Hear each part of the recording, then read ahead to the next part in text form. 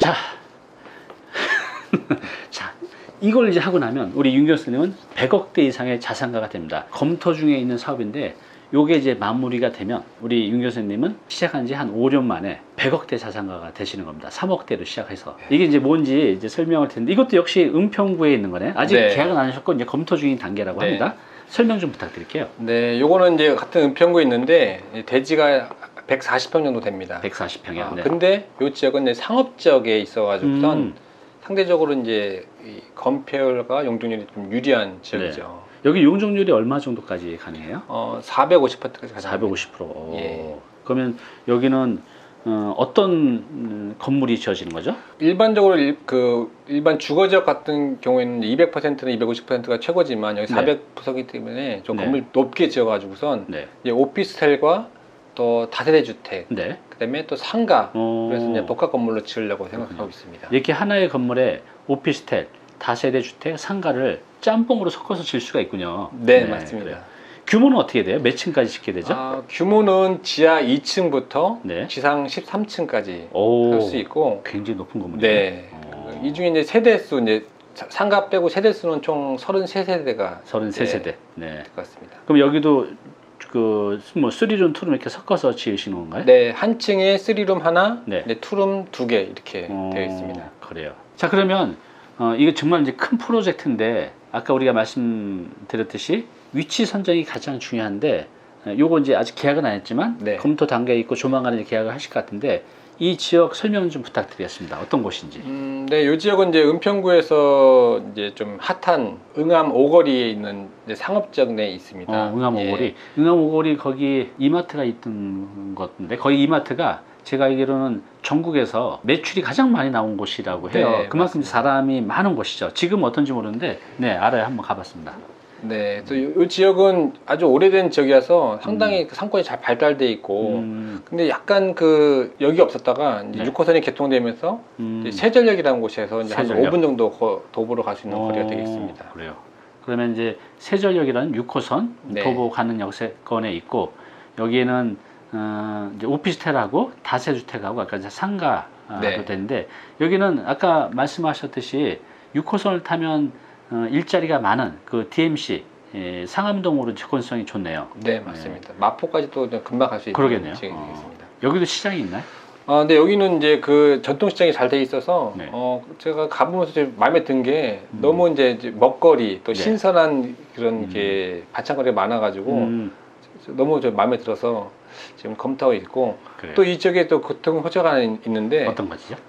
서울 서부선이라고 해서 서부선, 네. 예, 경전철이 계획되어 있습니다. 2025년도부터 착공하도록 현재 지금 계획되어 있고, 네.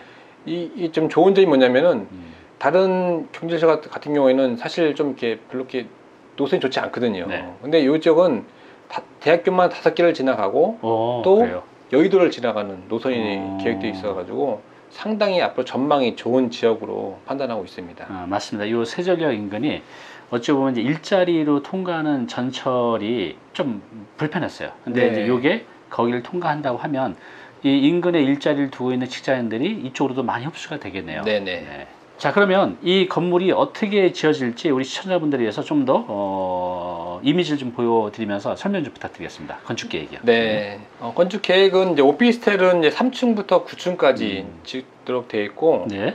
다세대 건물은 11층부터 13층까지 계획을 했습니다. 여긴 역시 아까 우리가 말한 다세주택을 4개 층으로 한 게 네. 층수가 이제 4개 층으로 제한이 있기 때문에 그런 네. 거죠. 그래서 나머지 오피스텔을 하시고. 네.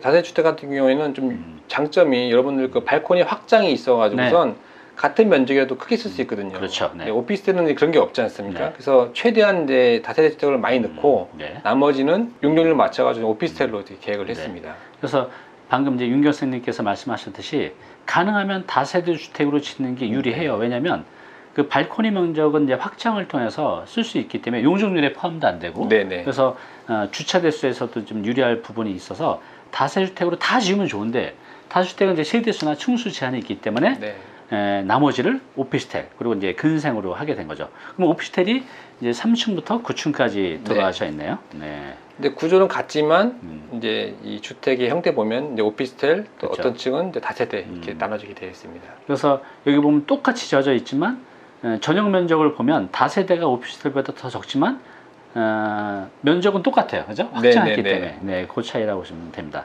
그리고 이제 1, 2층이 뭐로 되어 있는 거죠? 네, 1, 2층은 이제 근린생활시설로 해서 이제 1층에 상가하고 네. 2층에 또 마치 상가 뭐 이렇게 건물 넣고 네. 지하도 이제 마찬가지 지하 2층까지 계획을 하고 있습니다. 그러면은 여기는 이제 법정 그 건폐율이 60%인데 52%를 쓰셨고, 그다음에 네. 법정 용적률이 450인데 그보다 조금 못 미친 434%를 쓰는 걸로 이제 계획을 하셨네요. 네, 네. 그럼 이것도 역시 다 짓고 나서 분양 매각을 하시는 건가요? 네, 맞습니다. 네. 그러면 이제 여러분들이 궁금한 거 말씀드릴게요. 네. 도대체 얼마의 돈이 들어가서 얼마가 남는지. 그래서 이걸 통해서 우리 윤 교수님이 100억대 이상의 자산가가 된다고 했잖아요. 왜 되는지 한번 보여드리겠습니다. 매입 매출 설명 좀 부탁드릴게요. 네, 여기는 토지비가 이제 80억 원 정도 들어가고 네. 이제 건축비들 포함해서 나머지 기타 비용까지 해서 한 40억 정도 들어갈 것으로 판단하고 있습니다. 그러면 총 매입 비용은 125억 정도 되는데 네. 여기에 윤 교수님 돈은 얼마 정도가 들어가는 거죠? 여기는 이제 다른 이제 이 소규모 시차하고 좀 다르게 네. 20%가 안 들어가는 금액으로 자기 자본 비율을 맞출 수가 있습니다. 그래요. 네. 그래서 이건 이제 PF 방식으로 한 거죠? 네, 맞습니다. 요거에 대해서는 뒤에서 좀 부연 설명을 다시 드릴게요. 그러니까 쉽게 얘기해서 이렇게 내가 100억짜리 사업을 하는데 한 20억 전후로도 이제 가능하다는 거죠. 그래서 나머지는 다 지렛대를 활용하는 겁니다. 이제 진짜 100억짜리 사업하는 것도 헉인데 80억을 그냥 대출받아서 한다는 건 일반인들한테는 더 헉이나 네. 저걸 어떻게 하지? 네. 자, 그러면 요것도 이제 역시 이제 분양을 다 하실 거잖아요. 네. 아까 말씀하셨듯이 이 분양에 대한 시세는 시장에서 다 조사를 해서 합리적인 분양 가격을 한 건데 분양 총 매출 얼마 정도로 예상하시나요? 네, 분양 총 매출이 이제 현재 시중에서 좀 이렇게 보수적으로 판단했는데 한 네. 178억 원 정도로 이제 지금 가능할 것으로 판단하고 있습니다. 보수적으로 봤을 때. 네. 그러면은 내가 들어간 돈이 123억, 그다음에 분양했을 때 178억. 그러면 세전 사업 수준은 53억. 그러면 아까 그 자기 자본 비율을 한 23억 정도로 보셨는데 세전으로 따져 보면 2배가 넘네요. 네. 그죠? 근데 이게 사업 기간이 이게 이제 1년이 좀 넘죠? 네. 사업 기간은 어느 정도로 보시나요? 이게 좀 층수가 있고 또 이게 지하를 좀 파다 보니까는 인허가 기간이 좀 많이 길어가지고선 총 기간은 1년 반으로 현재 1년 계획하고 반. 있습니다. 1년 반으로 해도 연수익률, 자기 자본 대비 연수익률을 하면 세전 200%가 넘는 거죠. 그래서 완성이 되면 2년 안에 윤 교수님은 100억대 이상의 자산가로 되고 그 100억이 또 1000억이 되는 거 뭐 금방이죠. 친해져 있으려고요. 가까이 있어야 옆에서 이제 이런 혜택을 받을 수가 있을 것 같아요. 자, 그러면 아까 이제 부동산 PF 네. 보통 이제 프로젝트 파이낸싱이라고 하는데 요것이 일반인들한테 굉장히 생소한 개념인 것 네, 같아요. 맞습니다. 또 요거를 잘 알면 아까 윤 교수님이 하신 것처럼 이런 어마어마하게 큰 사업을 돈을 은행에서 받아서 할 수가 있는 거잖아요. 통상 뭐 10%에서 20% 정도로. 요거에 대해서 우리 시청자분들께서 좀 설명 좀 부탁드리겠습니다. 네. 우리가 일반적으로 부동산 담보 대출을 받게 되면은 이제 눈에 보이는 담보를 대상으로 해서 대출을 받게 되는 거죠. 그렇죠. 이제 건축 자금도 보면은 우리가 건물 갖다 10% 지으면 그만큼 대출을 해주거든요. 네. 그래서 이 눈에 보이는 이제 이런 담보를 대상으로 대출을 받지만 그렇군요. 이 PF 같은 경우에 프로젝트 파이낸싱 같은 경우에는 네. 눈에 보이지 않는 향후 지어질 건물을 대상으로 해서 그걸 갖다가 인정을 받아가지고 대출을 받는 형태가 되겠습니다. 그래요. 지어지다는 미래에 지어질 네. 그 건물의 가치를 보고 미리 대출을 해주는 거네요. 네. 그래서 은행도 바보가 아닌데 충분히 사업성을 보고 이제 해주겠죠. 네. 어, 그러니까 여기서는 그전에는 내가 들어갈 돈, 네. 이제 매입 금액에 대한 대출을 받았다면은 이 PF는 내가 앞으로 팔 금액에 대해서 대출을 받기 때문에 상당히 많은 비율을 갖다가 대출을 받을 수 있습니다. 그러네요. 이게 이제 다시 부연 설명드리면 보통 이제 우리가 은행에서 건축할 때 땅을 살 때 담보 대출은 현재 내가 갖고 있는 땅 또 건물의 담보력을 보고 거기서 뭐 한 70% 내외를 대출을 받는데 요 부동산 PF는 내가 갖고 있는 매입이 아니라 매출을 기준으로 대출을 해준다는 네, 거죠. 맞습니다. 그러니까 네. 아까 보셨듯이 매입보다 매출이 훨씬 더 크잖아요. 네. 그러니까 거기에 대해서 대출을 해주다 보니 그러면 그렇게 해서 하게 되면 훨씬 더 많은 대출을 받을 수가 있는데 네. 통상 얼마에서 얼마 정도 기대할 수 있어요? 전체 사업비의 네. 10%에서 20%만 있으면 자기 자본만 있으면 그래요. 나머지 금액은 대출을 해주고 있습니다. 그러면 100억짜리 땅이 50억이고 건물이 50억이다. 그래서 100억이 들어가는 사업이면 적게는 10억에서 네. 한 20억 정도로 네. 그 100억짜리 사업을 하고 있는 거예요. 네. 어찌 보면 지금 서울에 있는 아파트들이 다 10억이 넘잖아요. 네. 그거 팔아가지고 이거 하면 더 많이 벌겠는데요. 네. 근데 기양하시면 안 됩니다. 이거는 많이 좀 단련이 되셔야 되고 준비가 되시면 누구든지 할 수 있는데 이제 지렛대를 활용하기 때문에 충분히 이제 준비하셔서 하셔야 될 것 같아요. 그러면 이건 어느 금융기관에서 빌려주나요? 우리가 일반적으로 이제 뭐 대출하면은 이제 1금융권, 2금융권만 생각하는데 이런 것들은 이제 증권사나 증권사. 또 저축은행, 음. 또 신탁사, 네. 또 사모펀드 등에서 이런 것들을 보고서 이제 투자를 해서 네. 자기들 수익을 가져가는 거죠. 금리는 대략 얼마 정도 돼요? 금리는 이제 좀 이제 이 사업에 따라서 좀 다르긴 한데 높으면 요즘 같은 경우는 한 8%, 10% 네. 이 정도 되고 있습니다. 그러니까 이제 또 이렇게 7, 8% 하면 일반인들은 야, 그거 빌려가지고 어떻게 사업을 해라고 네. 말씀하실 텐데 요거는 이제 짧게는 한 1년에서 뭐 한 1년 6개월 아주 규모가 더 커지면 2년까지도 가는데 네. 아까 보셨듯이 은행이자 엄청 나가죠. 뭐 8%라 하면 100억이면 8억이잖아요. 예. 1년에. 근데 뭐 매출, 버는 비용이 그보다 훨씬 더 크기 때문에 이자를 내고서도 이제 하는 거죠. 근데 또 이게 특징이 뭐냐면은 PF 특징은 이런 이자 비용, 네. 그다음에 내 운영 비용까지 다 포함해서 전체 사업비에 대해서 대출을 해주기 때문에 그렇군요. 그런 이자 비용까지 다 포함돼서 내가 이 사업 수지를 갖다 계산할 수 있는 좋네요. 장점이 있습니다. 그러니까 여기서 이제 매출 계산을 매출뿐만 아니라 비용까지 다 합쳐서 이걸 사업 비용으로 보고 거기에 기준으로 이제 PF 대출 해주기 때문에 네. 거의 10% 자기 자본 최소 10% 가지고도 이제 가능한 게 이런 부동산 PF 사업입니다. 그래서 규모가 커지면 이제 이렇게 가능하게 되나 네, 보죠? 맞습니다. 보통은 이제 어느 정도 규모 이상이면 이런 PF로 접근하시나요? 여러분들이 알고 있는 이제 아파트 같은 경우는 대부분 PF 대출로 가고 있고요. 네. 그래서 여러분들 그 아파트 공고문 자세히 보시면 네. 대부분 이제 시행사가 무슨 신탁사, 네. 예, 이렇게 돼 있는 게 대부분 이제 PF 가는 거라고 보시면 됩니다. 거기 왜 신탁사가 껴 있을까요? 대체? 이 신탁사가 이제 거기에 대해서 이제 내가 돈을 책임을 지고서 이제 이걸 완공시키겠다라고 이제 보증하면서 네. 이제 그 대부분 이렇게 대출을 일으키기 때문에 그렇죠. 신탁사가 들어가는 이유가 맞아요. 되겠습니다. 뭐 이제 내가 이거 하면서 지어지지도 않는 것들 사는 건데 네. 일반 개인이 어떤 회사를 믿고 돈을 내진 않을 것 같아요. 근데 네. 이제 신탁사가 있으면 안전하게 돈을 관리해 줄 테니까 네네. 그걸 믿고 분양을 받는 거죠. 그래서 보통 이제 여기 신탁사가 들어가긴 합니다. 그래서 규모는 통상적으로 아까 말씀하셨지만 사실 100억짜리 이 정도 규모는 이 PF 대출로 볼 때는 좀 작은 그렇죠. 규모이고 작은 규모죠. 한 500억 우리가 또 대단지 같은 경우는 뭐 1000억 넘는 이런 사업들도 이런 PF 사업으로 대부분 가고 있습니다. 조만간에 윤 교수님도 500억 이상 되는 사업을 이제 하시게 되겠죠. 네, 기대됩니다. 그래서, 네. 그래서 1000억이 될 때 한 번 더 모셔서 할 건데 금방 되실 것 같아요. 네, 제가 윤 교수님을 5년 전에 만 5년 됐죠. 만날 때만 해도 그냥 평범한 직장인이었어요. 여러분보다 어찌 보면 더 모르는. 근데 직장 생활 가지고 미래가 없다. 정말 미래가 없죠. 다니는 동안 월급 받고 어떻게 버틸 수 있겠지만 네. 언제 잘릴지 모르잖아요. 네.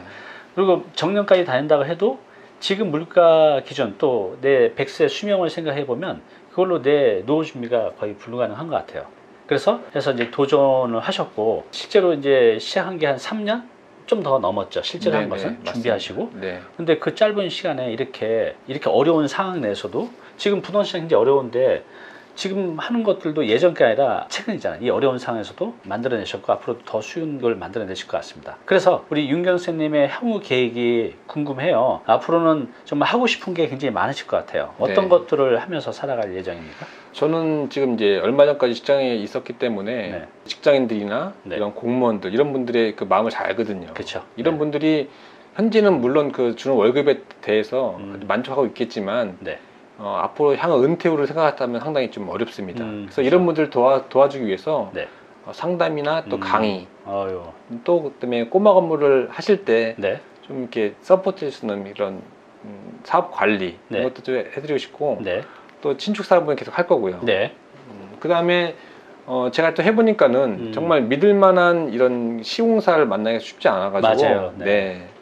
저는 이제 직접 한번 이번에 차려서 제가 직접 그래요? 건설 회사를 만들어 가지고선 같이 이런 저가 뜻이 맞는 분들 것만 지어주려고 하고 있습니다. 앞으로 제 것도 좀 지어주십시오. 네, 알겠습니다. 싸게. 네. 그리고 또 제가 했던 이런 경험을 가지고선 책을 갖다가 지금 쓰고 있는데 그래요? 신축에 대한 이 건물주, 초보 건물주들이 알기 쉽게 실패하지 않을 수 있는 그래요. 그런 노하우를 담아가지고 책을 지금 쓰고 있습니다. 그래, 어때요, 여러분? 우리 평범했던 우리도 누군가한테 도움을 줄 수 있고 또 부자가 될 수 있고 또 타인을 위한 일이 아니라 내가 좋아하는 일을 하면서 계속 성장해 갈 수 있는 거.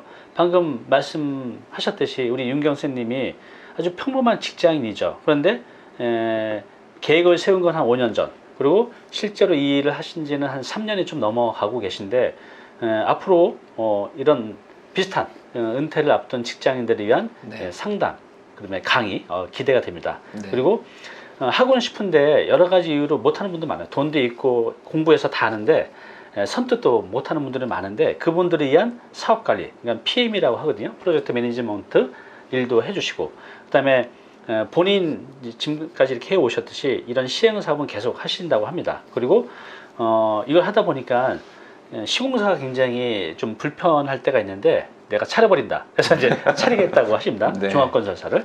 그리고 초보 건축주를 위한 가이드를 해줄 책도 기획을 하고 있는데 이건 언제쯤 나올 것 같아요? 지금 이제 초안은 완성이 됐고, 그래요? 예, 이제 지금 내용을 좀 보완해서 어떤 올해 안에 올해 안에. 책을 내서 여러분들에게도 찾아뵙겠습니다. 그 책 나오면 한 번 더 모셔서 이 책 내용에 대해서 한 번 더 보는 시간을 갖도록 하겠습니다. 여러분 어떻게 멋지지 않습니까? 한 3년 만에 이제는 상담 컨설팅 강의를 하는 전문가가 되고 꼬마 건물주 분들을 위한 사업 관리를 하는 PM 전문가가 되시고 또 본인이 지금 하시는 디벨로퍼 사업 시행을 하시고 또 종합건설사의 또 대표가 되시고 또 책을 내셔서 전문 작가도 되시고 이게 불과 한 3년 5년 만에 다 이루어지고 있는 일들이죠. 그래서 앞에서 제가 1000억대 자산가가 될 날이 멀지 않았다는 게 바로 이제 이런 이유입니다. 우리 윤경선님을 계속 추적하면서 언제 1000억 자산가가 되는지 제가 되는 날 꼭 한 번 더 모셔서 그 사이에 어떤 일이 있었는지 한번 여쭤보겠습니다. 오늘 이렇게 나오셔서 감사합니다. 네, 감사합니다.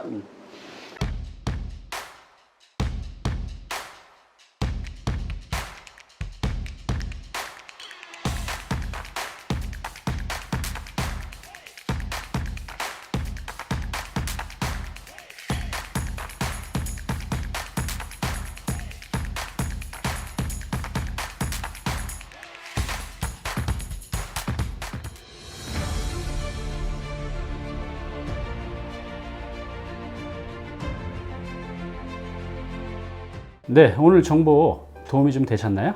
앞으로 이런 정보 계속 받아보실 분은요, 여기 구독 부탁드리고요. 그 다음에 오른쪽은 제가 추천하는 영상입니다. 꼭 한번 보시기 바랍니다.